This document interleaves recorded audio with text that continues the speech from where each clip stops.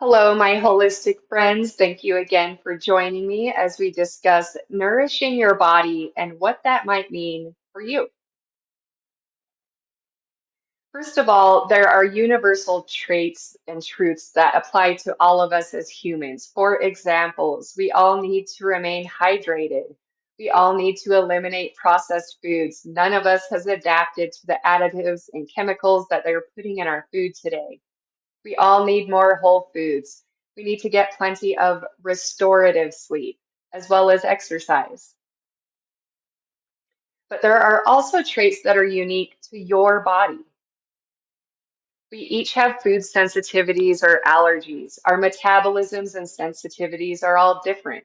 So, a certain diet, superfood, supplement, method, or modality that one person claims has changed their life might not have the same transformative effect for you. Keep in mind, in spaces like this, you'll see lots of suggestions and claims. People aren't necessarily trying to scam or mislead anyone. I have found that most people are just happy to share what has worked well for them.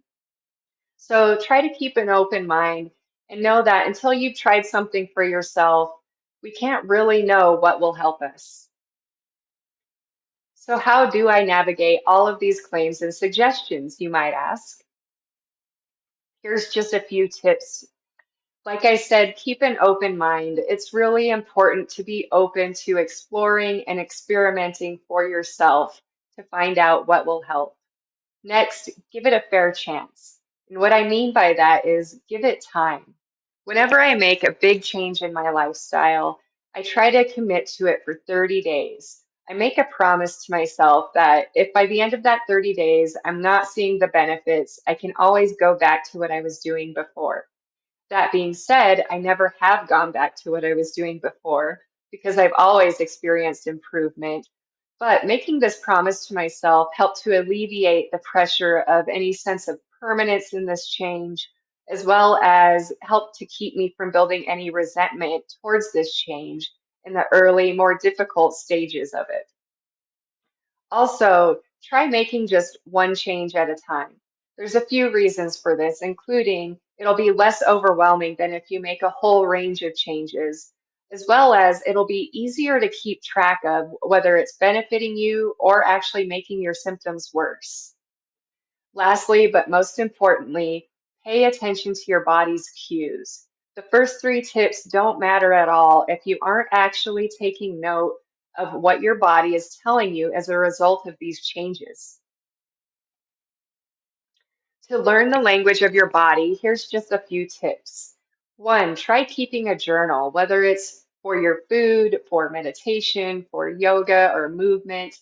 The idea is to keep an unbiased record of what you're doing, but I also want you to note in there whether you're having any emotional or physical feelings come up in association with this change. By the end of the period that you're trying it out for, you'll have a great overhead look at how this is benefiting you or not. Also, try talking to someone, whether it's a coach or a mentor or a loved one or a friend, as long as they're supportive of what you're doing. Lastly, try starting a meditation practice. Meditating is a great way to tune in to what your body and your mind are telling you. Remember to honor and accept the signals that your body is sending you. And what I mean by accept, please don't misunderstand. I don't mean accept it with a sense of permanence or that this is your lot in life. That is not what I mean at all. What I mean is accepting that these are the signals your body is sending you in this moment, and that's all. So try to avoid shaming, denying, or labeling those signals as wrong or negative. Because at the end of the day, your body is always right. I love sharing this with my yoga students. No one knows your body as well as you do. You need to learn to trust your instincts, your intuition, and your body's signals. Because with practice, you can become the expert on your body and your health more so than any professional ever could be. Thank you so much for joining me. I hope that we can carry on the conversation in the comments below. I look forward to chatting with you. Thank you again. Bye now.